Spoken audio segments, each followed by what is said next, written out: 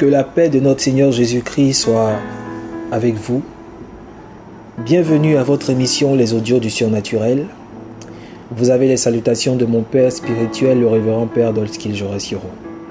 Je vous invite à vous connecter, à partager au maximum cette émission, parce qu'aujourd'hui nous allons aborder un sujet d'actualité, un sujet assez spirituel, assez sérieux, quelque chose qui va bouleverser votre vie, quelque chose qui va, n'est-ce pas, vous donner la force de continuer la marche, de continuer le chemin.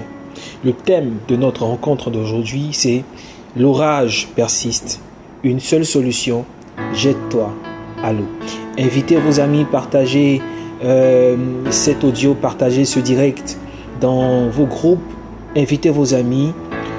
À tout à l'heure. Que Dieu vous bénisse.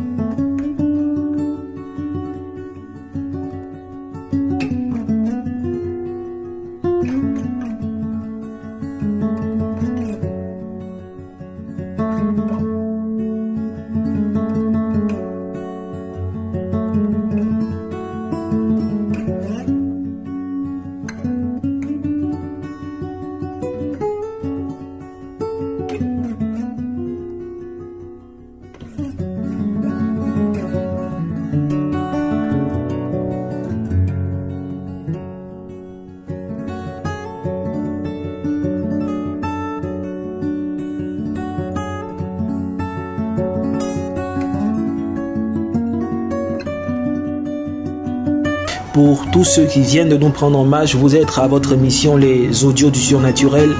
Cette émission en direct sur Facebook, je t'invite vraiment, je t'encourage. Ça ne dure que 30 minutes. Écoute. Tu pourras télécharger en audio, en ce que tu veux, écouter dans ton téléphone, dans ta voiture. En tout cas, Dieu te bénira. Amen. Comme vous le savez tous, le thème de notre rencontre d'aujourd'hui, c'est l'orage persiste, une seule solution, jette-toi à l'eau. Et nous allons prendre un passage biblique pour nous convaincre de notre thème. Tu vas prendre ta Bible dans le livre de Jonas, le chapitre 1, les versets 11 et 12.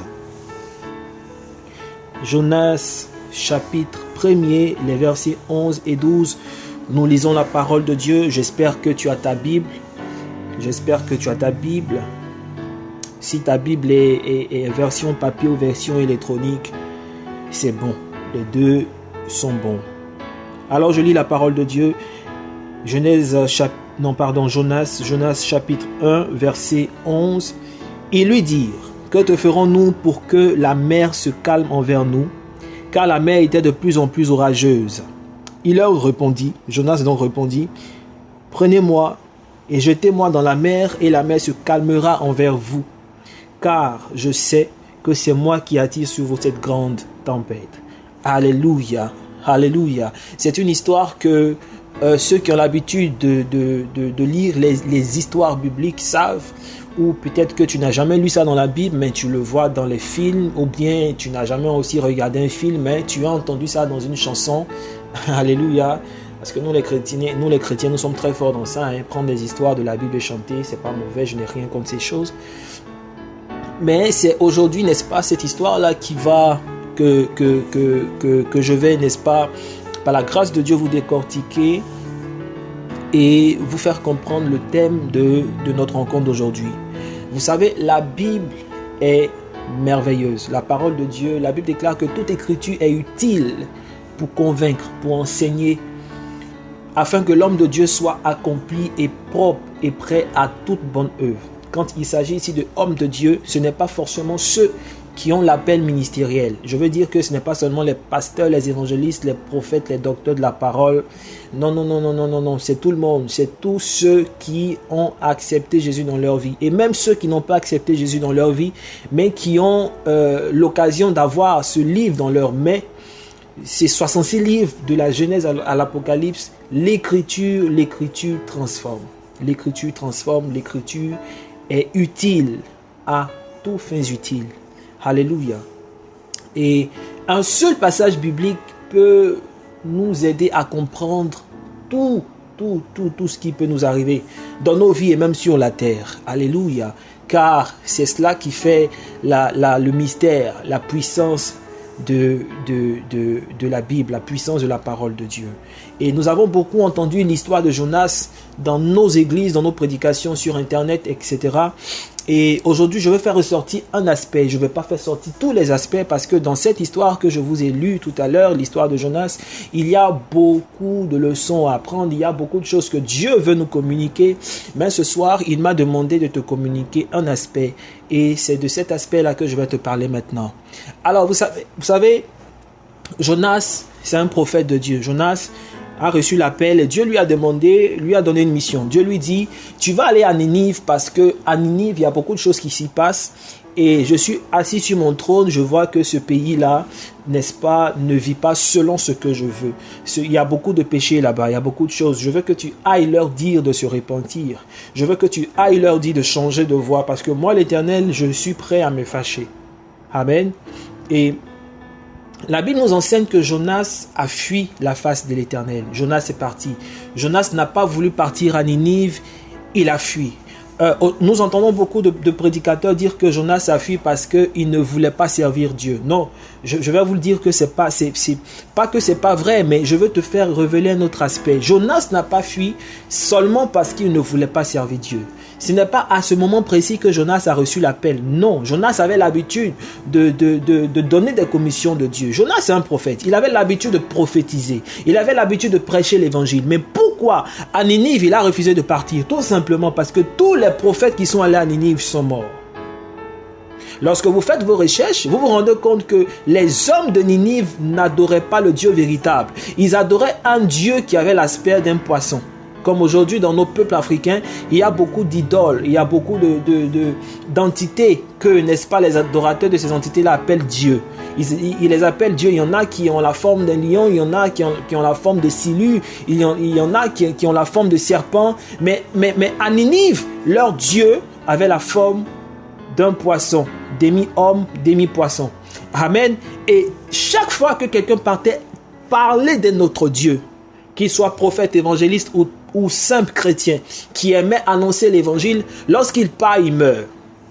Jonas donc ne voulait pas mourir peut-être martyr, ou Jonas ne voulait pas se voir bouffer, il ne voulait pas qu'on le jette quelque part où il y avait des poissons cannibales. Non, Jonas ne voulait pas mourir. Voilà pourquoi il a fui. Jonas fuyait la mort. La Bible déclare qu'il a fui la face de l'Éternel. Pourquoi? Parce qu'il savait que s'il restait, Dieu allait le convaincre de partir là-bas. Mais Jonas n'avait pas envie de mourir. Il y a beaucoup de personnes qui dans leur situation d'aujourd'hui ne veulent pas mourir. Tu es dans une situation où peut-être que tu es malade, il y a des choses qui se passent, tu es malade, tu as tenté partout, tu fuis la maladie. Il y a des personnes qui ne veulent pas, n'est-ce pas, être dans une situation où peut-être qu'il n'aura pas l'argent. Il fuit parce qu'il ne veut pas être dans la pauvreté. Elles se disent quoi, ces personnes-là? Je préfère m'enfuir, n'est-ce pas, pour échapper à la mort. Je préfère m'enfuir pour échapper à la misère. Je préfère m'enfuir pour échapper à ceci ou à cela. Non, je veux être quelqu'un, je veux vivre bien. Je ne veux pas avoir de problème. Donc ces personnes-là s'enfuient. Peut-être que tu es dans ce cas, mais regardez ce qui s'est passé. Regardez ce que Jonas a eu à vivre. Jonas, pour lui, lorsqu'il allait fuir, lorsqu'il allait partir loin de la face de l'Éternel, pour lui, lorsqu'il allait chercher peut-être un autre refuge, peut-être que pour lui, en s'éloignant de la face de Dieu, de la foi de Dieu, il allait peut-être échapper à la mort. Je veux dire à quelqu'un, ne fuis pas la face de Dieu. Lorsque Dieu t'appelle, lorsque tu sens dans ton cœur que Dieu a quelque chose à te dire, qu'il a quelque chose pour toi, ne fuis pas sa face. Parce qu'en fuyant sa face, tu penses que tu es en train de t'éloigner de la mort. Peut-être que tu penses que tu es en train de t'éloigner de quelque chose, mais non, c'est là que tu risques d'aggraver ta situation. Je vous ai dit la première fois que je ne parle pas seulement aux chrétiens. Je ne parle pas seulement à ceux qui confessent Jésus. Sur les réseaux sociaux, il y a plusieurs types d'individus. Il y a des personnes qui n'ont pas Jésus dans leur vie ou qui sont dans les églises mais qui n'ont pas encore réellement accepté Jésus. C'est à ces personnes-là que je parle. Je veux te dire, bien-aimé, toi qui n'as pas encore accepté Jésus, c'est le moment de le faire. Je n'ai pas dit demain. Je n'ai pas dit après-demain. Je dis maintenant même. C'est le moment de dire dans ton cœur, Jésus, je t'accepte. Longtemps, tu as frappé la porte de mon cœur. Je t'accepte maintenant. Je ne veux pas fuir ta face. Il y a des personnes qui disent que les chrétiens sont pauvres. Il y a des personnes qui disent que les chrétiens ne sont pas stylés, que les chrétiens sont ceci, les chrétiens sont cela. Voilà pourquoi elles refusent de donner leur vie à Jésus. Je veux te dire que non, le Jésus de qui on te parle depuis longtemps est le maître à qui appartient l'or et l'argent. Jésus rend riche, Jésus rend prospère, Jésus rend puissant. Non, il a frappé la porte de ton cœur depuis longtemps. Il est encore en train de frapper la porte de ton cœur de par ma voix. Accepte-le. Accepte-le, et pour l'accepter c'est si simple. J'ouvre une parenthèse pour tous ceux qui veulent accepter Jésus vraiment profondément dans leur cœur. J'ouvre une parenthèse et je vous dis, vous avez simplement qu'à confesser de votre bouche que Jésus est le maître de votre vie. Vous avez simplement qu'à dire, qu'à compter de cet instant même, pendant que je suis en train de parler, pendant que vous m'entendez, pendant que vous êtes en train d'écouter cet audio-là, vous êtes capable de dire Jésus. Vous avez la possibilité de dire Jésus, je t'accepte dans mon cœur. Jésus, viens prendre la place du roi dans mon cœur. Jésus, sois le maître et le Seigneur de ma vie. Répète après moi. Seigneur Jésus, je te donne ma vie. Pardonne-moi mes péchés. Pardonne-moi mes iniquités. Longtemps j'étais loin de ta face. J'ai fui ta face comme Jonas parce que tu m'as appelé.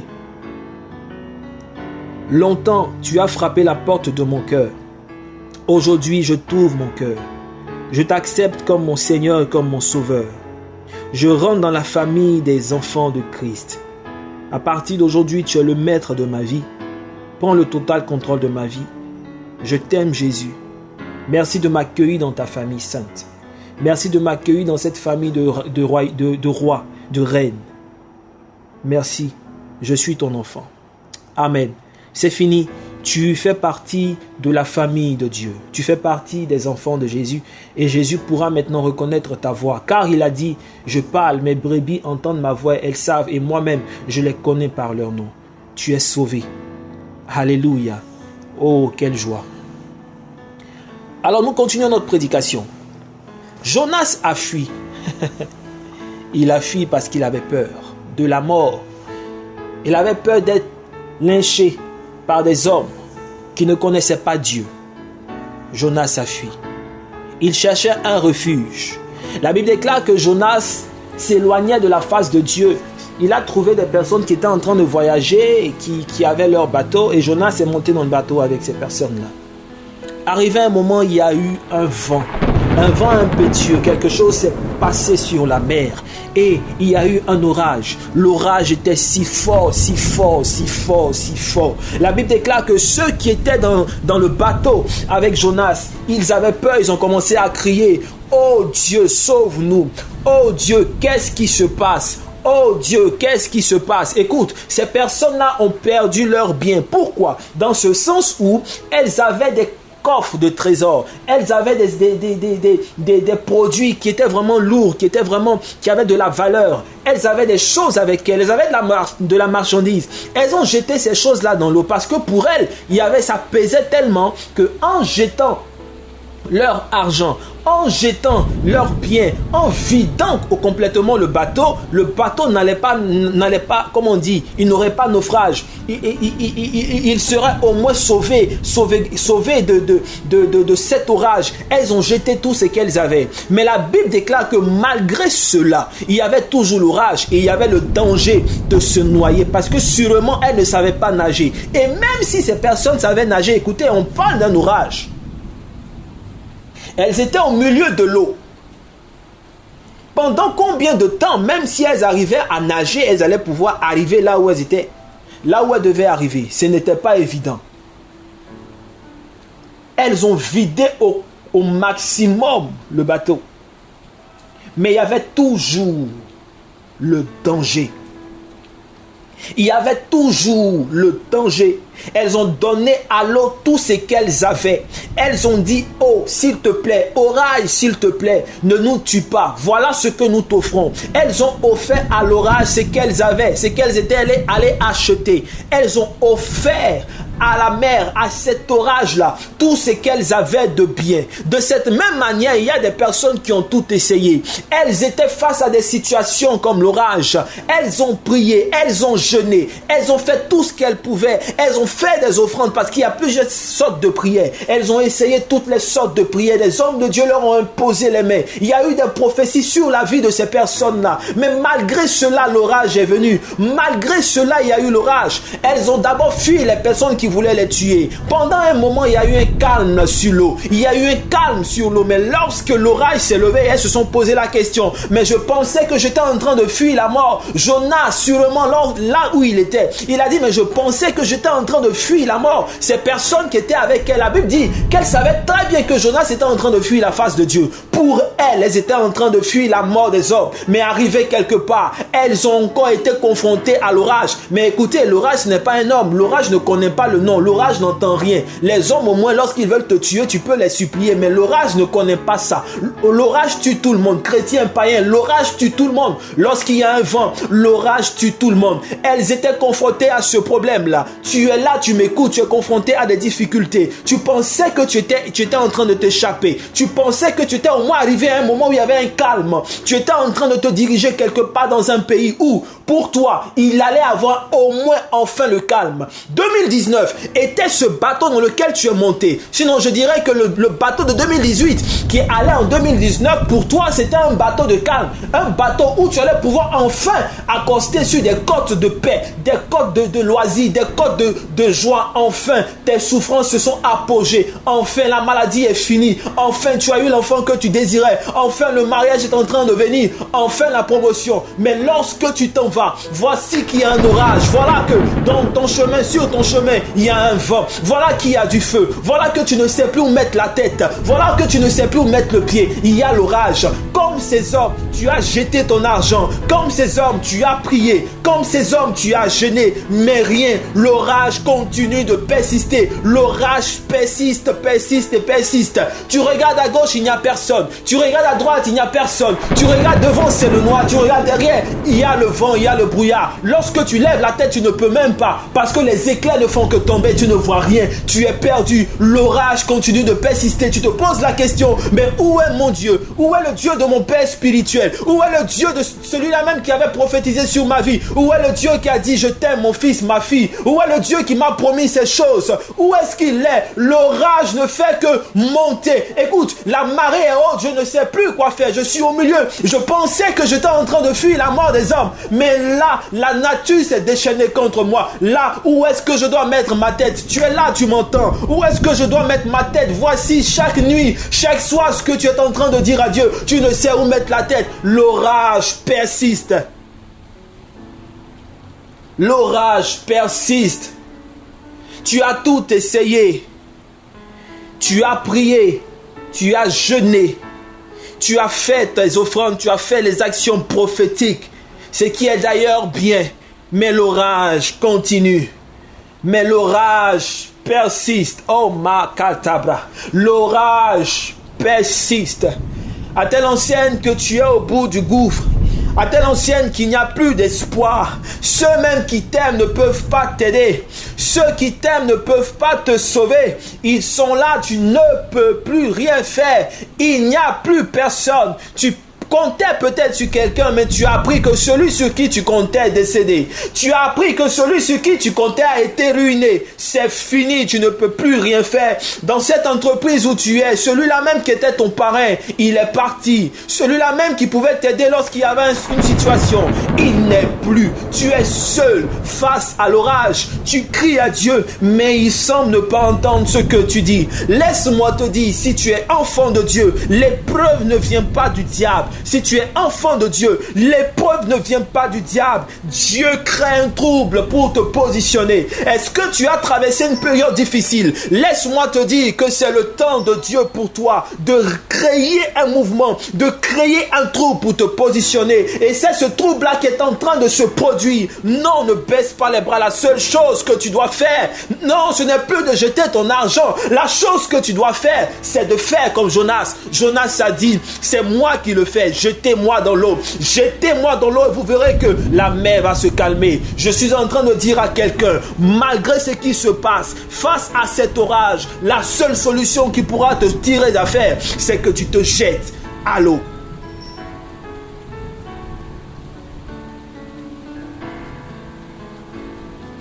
C'est que tu te jettes à l'eau. La Bible déclare que lorsqu'ils ont jeté Jonas dans l'eau, la mer s'est calmée. La mer s'est calmée. Quelqu'un est en train de dire, est-ce que je dois jeter un Jonas? Est-ce que je dois faire un sacrifice humain? Oui, tu dois faire un sacrifice humain. Le sacrifice humain que tu dois faire, ce n'est pas de tuer un homme. C'est de toi-même te jeter dans l'eau. C'est de toi-même te jeter dans l'eau. Écoutez-moi très bien. Jetez-vous dans l'eau. Jetez-vous dans l'eau. Se jeter dans l'eau est synonyme d'affronter la difficulté. Se jeter dans l'eau est synonyme de faire face à la difficulté. Se jeter dans l'eau est synonyme de s'abandonner totalement, de dire j'affronte la situation car je sais que Dieu ne permettra pas que je sois éprouvé au-delà de mes forces. Lorsque Dieu permet une situation, que ce soit un décès, que ce soit un avis de renvoi, quel que soit ce que c'est, Dieu fait le choix supportable pour toi. Dieu permet, oh my God, my God, my God, my God, my God, my God, Debros qui tiha.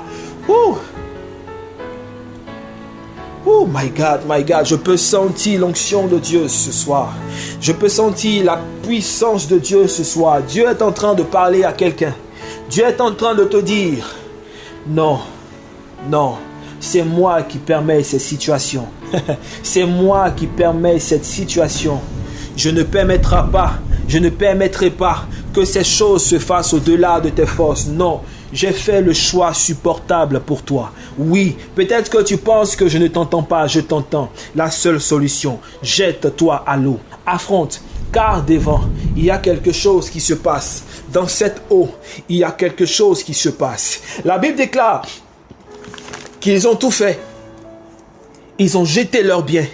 Lorsqu'ils ont fait le sacrifice humain, lorsqu'ils ont jeté Jonas, tout est rentré dans l'ordre. Jette-toi toi-même. Il a dit, non, ce que je veux, c'est que toi-même tu t'offres comme un sacrifice vivant, sain et agréable à Dieu. Je ne te demande pas de sacrifier quelqu'un, non. C'est toi-même qui dois te sacrifier. Tu dois te jeter à l'eau. Tu dois affronter l'orage. Tu ne mourras pas. Regardez ce qui s'est passé.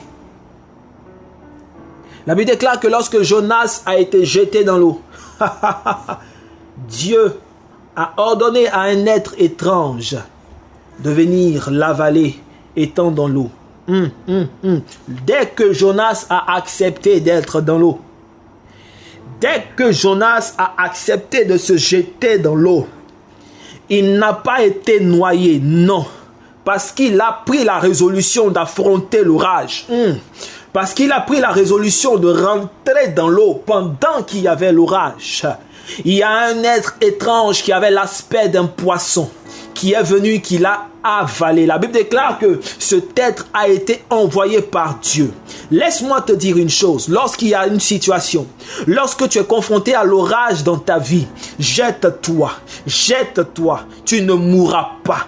Affronte le problème, tu ne mourras pas. Quand tu sais que tu es enfant de Dieu, que tu as tout essayé, malgré cela il y a l'orage, laisse-moi te dire que Dieu est en train de préparer quelque chose pour toi. En fait, c'est parce que Dieu veut que tu ailles de l'autre bord qu'il permet qu'il y ait l'orage. C'est parce qu'il veut t'amener l'autre côté qu'il permet qu'il y ait l'orage. Dès que tu affrontes, lorsque tu ne te retournes pas, lorsque tu affrontes, il y a un poisson qui vient t'avaler.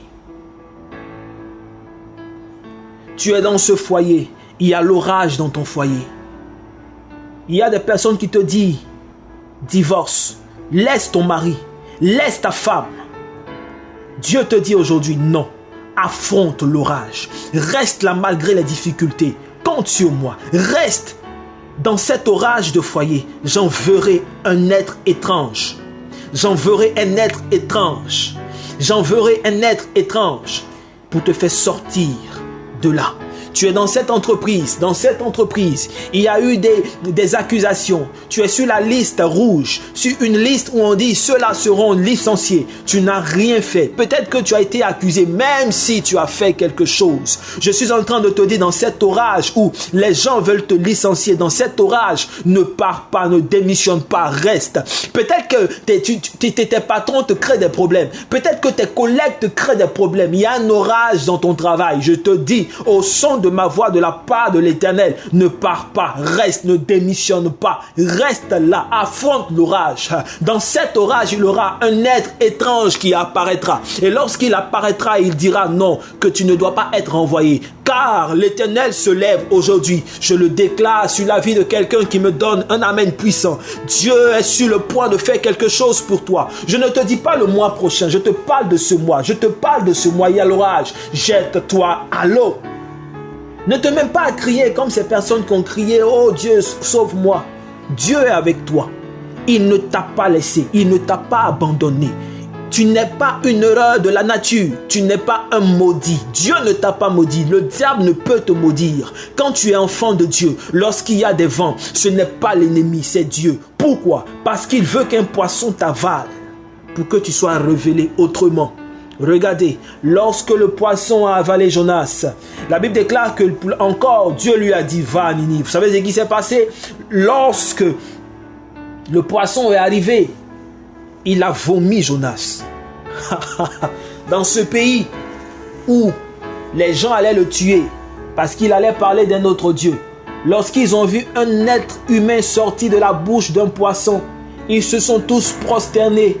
Ils ont dit, voici notre Dieu qui est sorti. Je vous ai dit que les hommes de Ninive adoraient un Dieu avec petit d qui avait la forme d'un poisson. Il était demi-poisson, demi-humain. Lorsqu'ils ont vu Jonas sorti de la bouche de ce poisson, Makebros, les Katalaya. Quand ils ont vu Jonas sortir de la bouche de ce poisson, ils se sont tous prosternés parce qu'ils ont dit, voici notre Dieu qui vient nous rendre visite. Voici notre sauveur qui est arrivé. Voici ce dont depuis longtemps nous avons besoin d'une solution. Il est enfin arrivé. Ils ont vu Jonas sortir de la bouche d'un poisson. Ils se sont dit, c'est leur Dieu. Ils ont vu leur sauveur. Dieu permet l'orage pour que tu t'y jettes. Dieu permet l'orage pour que tu l'affrontes. Parce que dans cet orage, il y a le poisson qui va te révéler aux nations. Il y a cet être étrange qui va te révéler aux nations. Qui va te révéler aux nations, à ceux qui ne t'aimaient pas, à ceux qui te voulaient du mal. Lorsqu'ils te verront après cet orage, ils verront un Dieu en train de marcher, venir vers eux. Ils verront leur sauveur en train de venir vers eux. C'est de toi que je suis en train de parler aujourd'hui.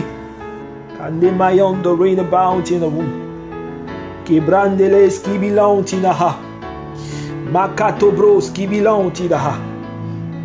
God, ce n'est pas le moment de t'évanouir. Ce n'est pas le moment de tout abandonner.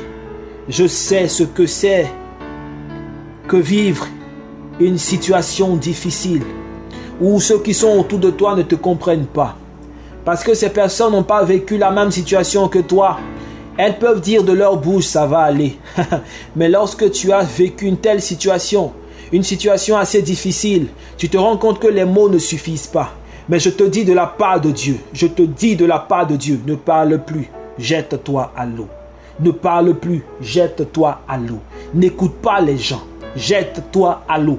Affronte le problème. Ce n'est qu'une question de temps. La Bible déclare que le poisson a vomi Jonas après 3 jours. Je suis en train de dire à quelqu'un, à compter d'aujourd'hui, 3 jours après, je n'ai pas dit 3 semaines, je n'ai pas dit 3 mois, je n'ai pas dit 3 ans. Non, je dis 3 jours à compter d'aujourd'hui, il y aura un miracle spectaculaire, quelque chose de fort qui va se passer, quelque chose de puissant qui va se passer.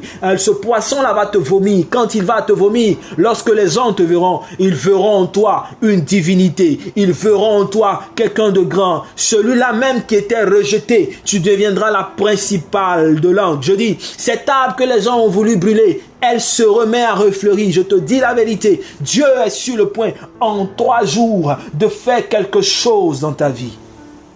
Ne pense plus au suicide. ne pense plus à tout abandonner, car Dieu est sur le point de faire quelque chose de glorieux. Je veux maintenant prier pour ces personnes qui traversent des moments difficiles dans ton foyer, au travail, quelle que soit la situation. Je déclare sur ta vie au nom de Jésus qu'un être étrange apparaisse dans ta situation et te sauve de l'orage.